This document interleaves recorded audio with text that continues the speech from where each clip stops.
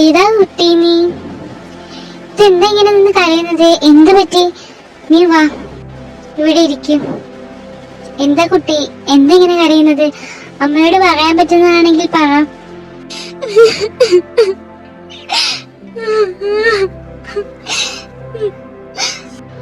എന്താ മോളെ, എന്തിനാ ഇങ്ങനെ കരയുന്നത്? ആ ദേവ് വന്നല്ലോ. എന്താ അമ്മേ, എന്തിനാ അവളിങ്ങനെ ചോദ്യം ചെയ്യുന്നത്? അത് ഈ കുട്ടി സ്റ്റേറിന്റെ അവിടെ നിന്ന് കരയുന്നത് കണ്ടു, അതാ ചോദിച്ചത്. ഇത് നിന്റെ ഫ്രണ്ടാണോ? ആ അതെ. ഈ കൊച്ചെന്തിനാ ഇങ്ങനെ കരയുന്നത്? അവളുടെ അച്ഛനൊരു ഹാർട്ട് അറ്റാക്ക് വന്നു, അതാണ് അവളിങ്ങനെ ഇരുന്ന് കരയുന്നത്. അതാണോ മോനെ? ഇപ്പൊ എങ്ങനെയുണ്ട്? ഇപ്പൊ കുഴപ്പമൊന്നുമില്ല, ഓക്കെയാണ്. ഞാൻ നമ്മുടെ ഋഷീനെ അങ്ങോട്ട് വിട്ടിട്ടുണ്ടായിരുന്നു.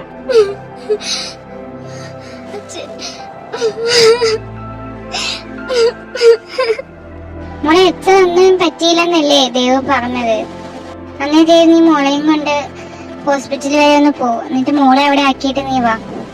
വാ അഞ്ജലി, നമുക്ക് ഹോസ്പിറ്റൽ വരെ പോവാം. തന്നെ അവിടെ ആക്കിയിട്ട് വേണം, എനിക്ക് മീറ്റിംഗ് ഉണ്ട്, ഇന്ന് ഓഫീസിൽ പോണം. തമ്പുരാട്ടി എന്തിനു നേരത്തെ ഇങ്ങോട്ടൊക്കെ? എന്താ അമ്മ ഇവിടെ ഒരു കരച്ചിലൊക്കെ കേട്ടെ? ഏത് ജീവിയുടെ മനുഷ്യനെ ഉറങ്ങാനും സമ്മതിക്കത്തില്ല. അയ്യോ, അത് മരപ്പട്ടി അറിഞ്ഞതല്ല, ദേവിന്റെ ഒരു ഫ്രണ്ട് ഇവിടെ ഉണ്ടായിരുന്നു. ആ കുട്ടി അച്ഛൻ ഹോസ്പിറ്റലിൽ ആയതുകൊണ്ട് ഇവിടെ കിടന്ന് കരഞ്ഞതാ. ഏതാ കൊച്ചി? അത് ദേവിന്റെ ഫ്രണ്ടാണ്. ആണോ? ആ എന്തായാലും കൊള്ളാ കൊച്ചി. എന്താ അമ്മ ചേച്ചീന്റെ പേര്? ആ എനിക്കറിയില്ല. ആ ഇത് നല്ല കൂത്ത്. വീട്ടിൽ വന്ന് അവിടെ ഇരുന്ന് കരഞ്ഞ് അച്ഛനും വയ്യെന്ന് പറഞ്ഞു, എന്നിട്ട് ആ കൊച്ചിന്റെ പേരമ്മ ചോദിച്ചില്ല. ആടി, നീ പറഞ്ഞ പോലെ ആ കൊച്ചു എവിടെ വന്നിരുന്ന് കരഞ്ഞു മാത്രമേ ഉള്ളൂ. ഞാൻ ചോദിച്ചതിനൊന്നും ഒരു ഉത്തരവും പറഞ്ഞില്ല. പിന്നെ ഞാനിങ്ങനെ കൊച്ചിന്റെ പേര് ചോദിക്കാനാ? എന്താണ് അമ്മയ്ക്ക് ആ കൊച്ചിനെ കണ്ടപ്പോ തൊട്ടൊരു ഇളക്കമൊക്കെ വന്നിട്ടുണ്ടല്ലോ. എന്തിളക്കം? നീ തെളിച്ച് പറ എന്റെ കൊച്ചൻ. മോളുടെ മനസ്സിലിരിപ്പ് നടക്കാനൊന്നും തോന്നില്ല. ദേ ആ പോണ സാധനമില്ലേ, എന്റെ മൂത്ത ഒരു സാധനം, എന്റെ ഏട്ടൻ, അവനതിനുള്ള കഴിവൊന്നും ഇല്ലമ്മ. ഒന്ന് പോടി മഹാഭാവി, അവൻ ഈ കേക്കണ്ട. കാര്യം കാണാൻ അവനെ എന്തെല്ലാം സോപ്പിടുന്ന പെണ്ണ. മോള് നേരത്തെ എഴുന്നേറ്റ് വന്ന, ഞാൻ നിനക്ക് ബെഡ് കോഫി ആയിട്ട് വരാൻ വേണ്ടി നിൽക്കുകയായിരുന്നു. അപ്പോഴാ ആ കൊച്ചിനെ കണ്ടത്. അന്നൊരു കാര്യം ചെയ്യാം അമ്മ, ആ കോഫി തന്നേക്ക്, ഞാൻ കുടിച്ചോളാം. പോയി പല്ല് തേക്കടി. അവളുടെ ഒരു ബെഡ് കോഫി. ബെഡല്ല മതശ്രീ, നീഹി നീഹി വ്രതത്തിലാണ്, വ്രതത്തില്. അന്നേ പോയി പോയി ദേ പോയി. ആ കൊച്ചിന്റെ അച്ഛനൊന്നും വരാതിരുന്നാ മതിയായിരുന്നു.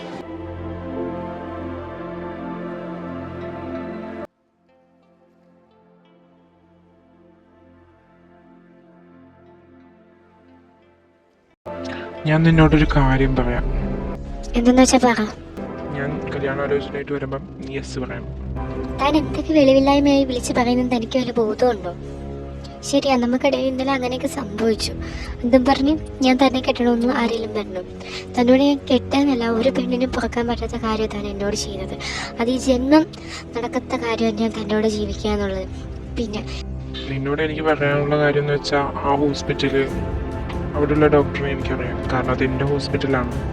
ഞാൻ ആ ഡോക്ടർമാരോട് എൻ്റെ അച്ഛനെ കൊല്ലാൻ പറഞ്ഞാൽ അവരത് വേണമെങ്കിലും ചെയ്യും, ബിക്കോസ് അത് ഞങ്ങൾ. പിന്നെ 2 വർഷം മുമ്പുള്ള ആ ദേവിനെ എന്നെ നീ ഇപ്പോൾ കണ്ടുകൊണ്ടിരിക്കുന്നത്. എനിക്ക് ഒരു കേസിന് അങ്ങനെ കൂടിപ്പോകാൻ പറ്റുമോ? അത്രയൊക്കെ എനിക്ക് പറ്റും. എൻ്റെ അച്ഛൻ ഇന്നലെ ഹാർട്ട് അറ്റാക്ക് വന്നത് കാര്യം തനിക്ക് നന്നായിട്ട് അറിയാമായിരുന്നു. എന്നിട്ട് തനത് എന്നോട് പറഞ്ഞില്ല. തൻ്റെ കൂടെ തന്നെ ഞാൻ ജീവിക്കണം? ഇല്ല, ഒരിക്കലും ഇല്ല. ഇന്നലെ നടന്ന ആ ഒരു രാത്രിക്ക് വേണ്ടിയിട്ട് എൻ്റെ ജീവിതം കളയാൻ എനിക്ക് പറ്റില്ല. എനിക്ക് ജീവിക്കണം. ഞാൻ പറയാനുള്ളതൊക്കെ ഞാൻ പറഞ്ഞു. ഇനിയിപ്പോൾ നിൻ്റെ ജീവൻ നിൻ്റെ കയ്യിലാണ്. പിന്നെ നിന്നെ സ്നേഹിച്ചിട്ടോ നിൻ്റെ സൗന്ദര്യത്തിൽ മയങ്ങിയിട്ടോ ഒന്നുമല്ല നിന്നെ കല്യാണം കഴിക്കണമെന്ന് ഞാൻ പറഞ്ഞത്. അതെന്തായാലും ഞാൻ പിന്നെ പറയാം. എന്നെ ദ്രോഹിച്ച് നിങ്ങൾക്ക് മതിയായില്ല. അന്ന് ഞാൻ നിങ്ങളോട് പറഞ്ഞതല്ലേ എന്നെ എൻ്റെ വഴിക്ക് വിട്ടേക്കാൻ. അമ്മ, അച്ഛൻ എങ്ങനെയുണ്ട്? എന്താ അമ്മ സംഭവിച്ചത്? ഞാൻ ഇപ്പോഴറിയുന്നത് അച്ഛൻ ഹോസ്പിറ്റലിലാണെന്നോ ഹാർട്ട് അറ്റാക്ക് വന്നോന്നൊക്കെ. അമ്മയ്ക്ക് എന്നെ ഒന്ന് വിളിക്കായിരുന്നില്ലേ? ഇങ്ങനെ കരയില്ലേ മോളെ, അച്ഛനിപ്പോ കുഴപ്പമൊന്നുമില്ല.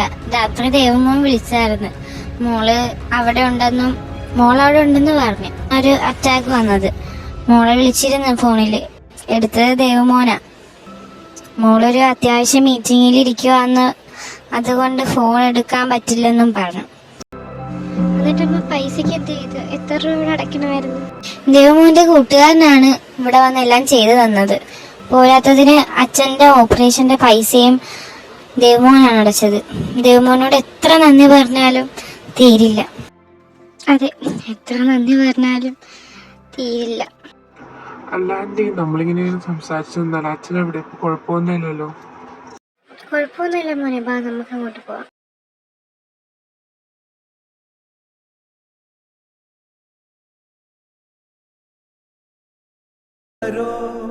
നിറവേ ആരാരോ തന്നെ നാനേ ആരാരോ കണ്ണേ ആരാരോ കനിയേ ആരാരോ നിറവേ ആരാരോ തന്നെ നാനേ ആരാരോ.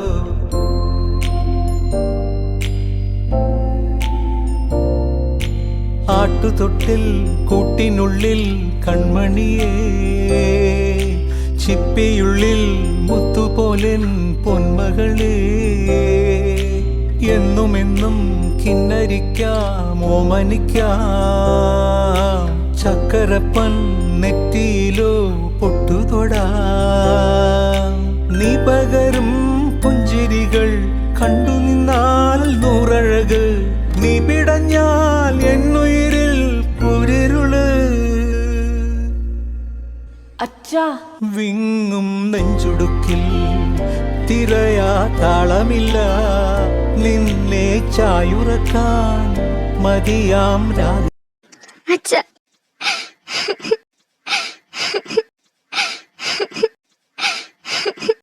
ഇങ്ങനെ കരയല്ലേ അഞ്ജു, എനിക്ക് കുഴപ്പമൊന്നുമില്ല. ജാനകി, നീയല്ലേ മോളെ പറഞ്ഞ് മനസ്സിലാക്കണ്ട. നീ തന്നെ ഇങ്ങനെ കരഞ്ഞാലോ?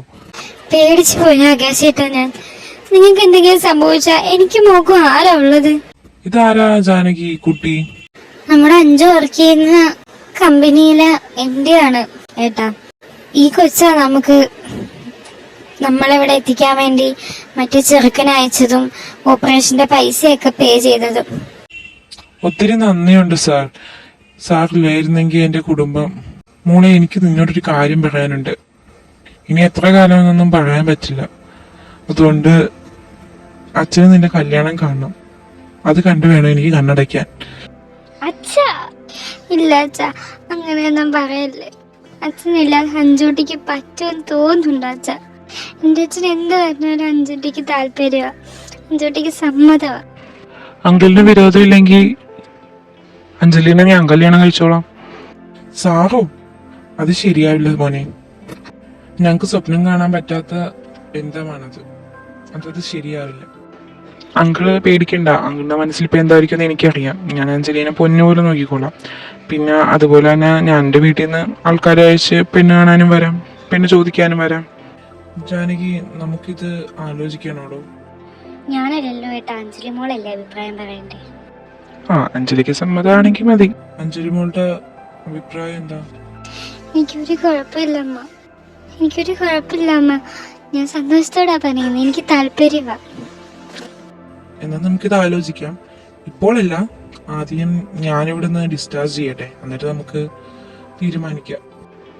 അങ്ങനെയാണെങ്കിൽ ഞാൻ ഇവിടുത്തെ ഡിസ്ചാർജ് എല്ലാം കഴിഞ്ഞിട്ട് നമുക്ക് പിന്നെ കാണാം. അത് കഴിഞ്ഞ് നമുക്ക് കല്യാണം എങ്ങനെയാന്ന് വെച്ചാൽ അന്ന് തീരുമാനിച്ച് നമുക്ക് ചെയ്യാം.